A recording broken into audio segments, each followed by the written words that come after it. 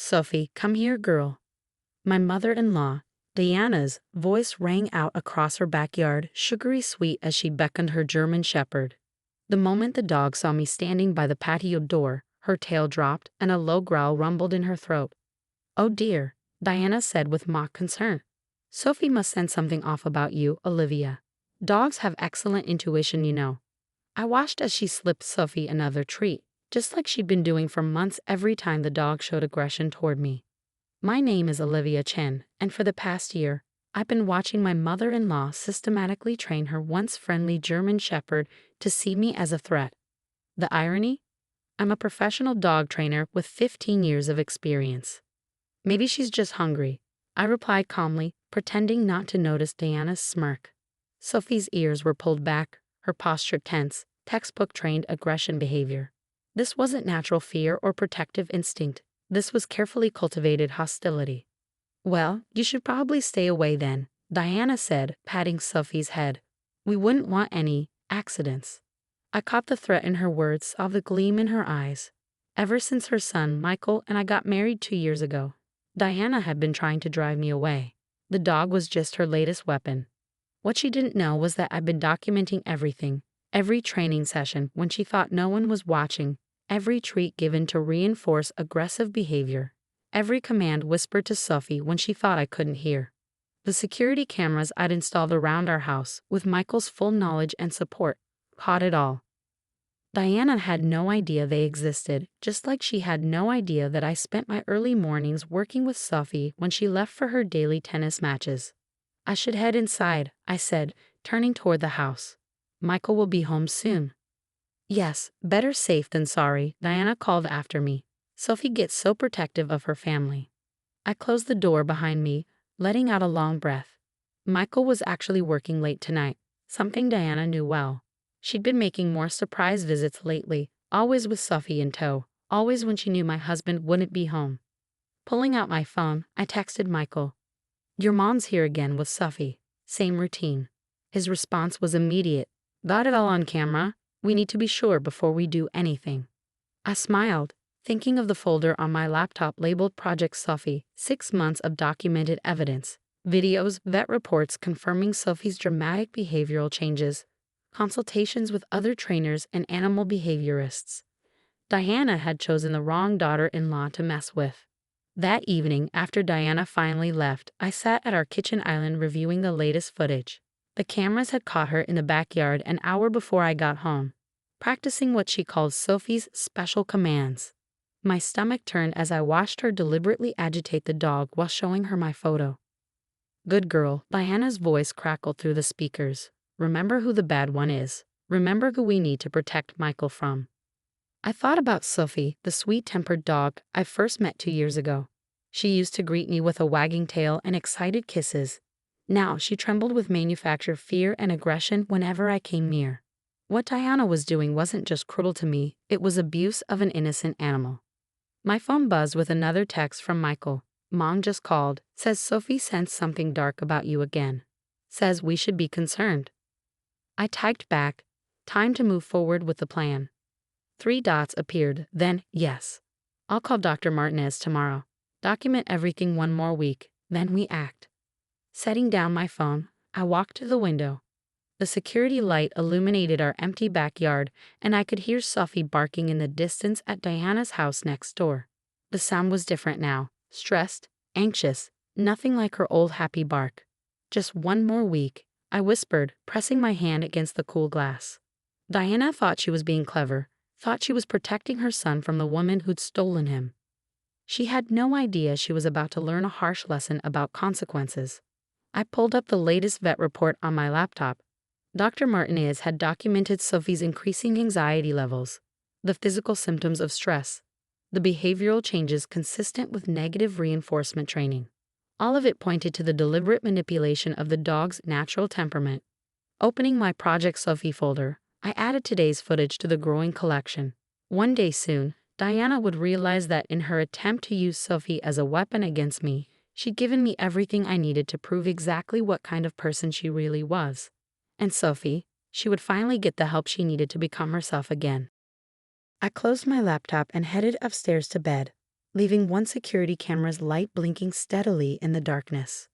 Just one more week of watching, waiting, and documenting. Then Diana would learn that sometimes the most dangerous person isn't the one you're trying to hurt.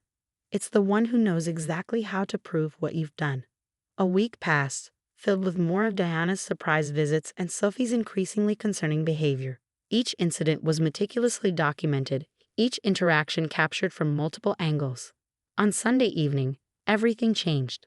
I was in our backyard, reviewing security camera footage on my tablet, when I heard Diana's familiar voice from her side of the fence. "Sophie, look who's there. Get her, protect us." The German Shepherd launched herself at the fence, snarling and barking with a ferocity that made my heart ache. This wasn't the same dog who used to share my lunch breaks and curl up at my feet during movie nights. "She really doesn't like you, does she?" Diana appeared at the fence gate, pleasure evident in her voice. "Maybe she's trying to tell us something." Before I could respond, Sophie broke free from Diana's loose grip on her collar. The gate wasn't properly latched. Knowing Diana, this was intentional. The dog charged into our yard, teeth bared. But instead of running, I stood my ground and spoke firmly. "Sophie, higher." The German Shepherd skidded to a halt, her aggressive posture melting away instantly. Her ears perked up at the familiar command, one we practiced countless times during our early morning sessions. "Plats," I commanded gently. Sophie immediately dropped into a down position, her tail wagging slightly. Diana's face contorted with shock and rage. "What did you do to my dog?" I pulled out my phone and press record, capturing her reaction. "I didn't do anything to Sophie. I just helped her remember who she really is." "Sophie, come," Diana shouted. The dog looked at her but didn't move, clearly conflicted between her recent training and her natural temperament. "You see, Diana," I said, keeping my voice calm. "I've been working with Sophie every morning while you're at tennis. Not teaching her aggression or fear, but helping her overcome what you've done to her." "You had no right." Diana spat, her carefully maintained composure cracking. "Actually, I had every right. As a certified dog trainer, I'm obligated to report animal abuse, including deliberately training a dog to be aggressive." I pulled up the footage on my tablet and turned it toward her. The screen showed her in her backyard, deliberately agitating Sophie while showing her my photos, rewarding aggressive behavior, and giving commands designed to trigger hostility. "I have months of this," I continued, plus vet reports documenting Sophie's declining mental health, consultations with animal behaviorists, and testimony from other trainers who've reviewed the footage. Diana's face went pale. "You've been spying on me?" "No, I've been protecting myself and Sophie. Dr. Martinez is expecting us tomorrow morning. She's already reviewed everything and agrees that Sophie needs to be removed from your care." "You can't do this," Diana hissed. "Michael will never allow it." Actually, Michael's voice came from behind me as he stepped out of the house. "I'm the one who installed the security cameras. I've watched you try to turn our family dog into a weapon against my wife. It stops now." Sophie's tail started wagging faster at Michael's appearance. He'd been part of our early morning training sessions too, helping to reinforce positive behaviors and counteract his mother's influence. "You chose the wrong person to target, Mom," Michael continued. "Olivia isn't just my wife. She's one of the most respected dog trainers in the state. Did you really think she wouldn't notice what you were doing to Sophie, wouldn't know exactly how to document it?" Diana's composure crumbled completely. "I was protecting you. She's not good enough for you, she never was." "Sophie, calm," I called softly. The German Shepherd trotted over to me, pressing against my leg like she used to do before Diana's interference. I scratched behind her ears, feeling her relax under my touch. "The police and animal control have copies of everything," Michael said. "They'll be here tomorrow with Dr. Martinez. Sophie will be placed in a rehabilitation program, and you'll be charged with animal abuse." Diana stared at her son, then at me, then at Sophie, happily accepting treats from my hand. All her careful plans, all her manipulations had fallen apart because she had underestimated exactly who she was dealing with. Without another word, she turned and fled back to her house, leaving the gate swinging behind her. I knelt beside Sophie, checking her over carefully. Despite Diana's training, the sweet, gentle dog I first met was still in there. With time and proper rehabilitation, she would recover. You did good, Michael said, joining us in the yard. Both of you. I nodded, watching Sophie's tail wag as she looked between us. Tomorrow would bring charges and consequences, but for now, this was enough. Seeing Sophie free from Diana's influence, knowing that the truth had finally come to light. Sometimes the best revenge isn't about getting even. It's about protecting those who can't protect themselves. The following weeks brought dramatic changes for everyone involved. The morning after Diana's confrontation, Dr. Martinez arrived with animal control officers and the police. Diana barricaded herself in her house, refusing to answer the door until the officers made it clear they had a warrant. "This is ridiculous," she screamed as they led her out. "I was training my own dog. You can't arrest me for that." But they could, and they did. The evidence was overwhelming. Hours of video footage, detailed vet reports, and expert testimonies from multiple animal behaviorists. Diana had systematically abused Sophie, turning a beloved family pet into a weapon. In most states, that's a serious offense. I stood with Michael in our backyard, watching as Sophie was gently loaded into Dr. Martinez's vehicle.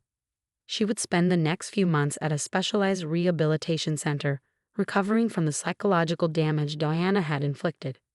"She'll be okay," Dr. Martinez assured us. "Dogs are remarkably resilient, and Sophie has a strong foundation of positive training to fall back on, thanks to Olivia."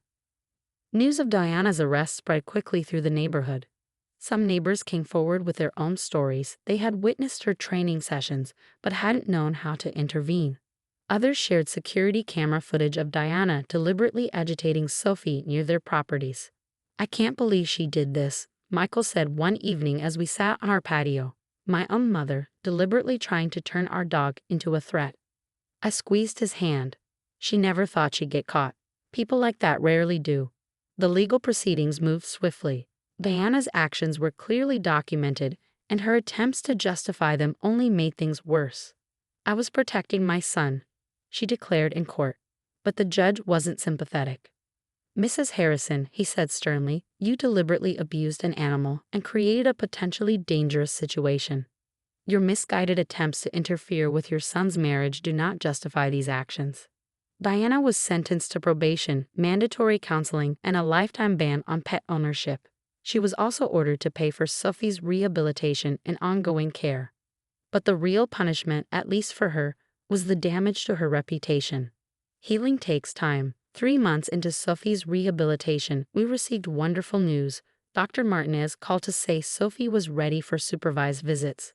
The moment we walked into the center, Sophie's tail started wagging.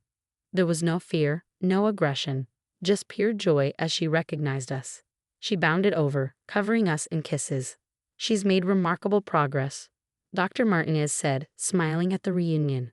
"The negative training has been largely overwritten. She's back to her natural, gentle temperament." Watching Sophie play in the center's yard, chasing balls and interacting happily with other dogs, brought tears to my eyes. This was who she was meant to be, not a weapon, but a loving, trusting companion. After 2 more months of rehabilitation and supervised visits, Sophie was finally cleared to come home.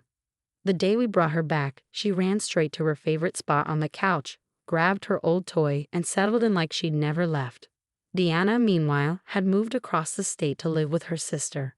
She still tried to contact Michael occasionally, always with the same justifications and excuses. He remained firm in his decision to maintain distance.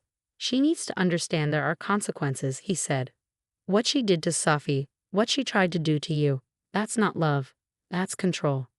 Full circle, 1 year after everything happened, we received an unexpected letter from Diana's counselor.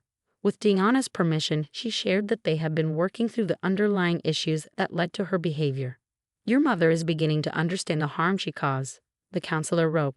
"She has a long way to go, but she's making progress." We decided to send a brief response through the counselor, including a recent photo of Sophie playing in our yard. Not to hurt Diana, but to show her what healing looks like.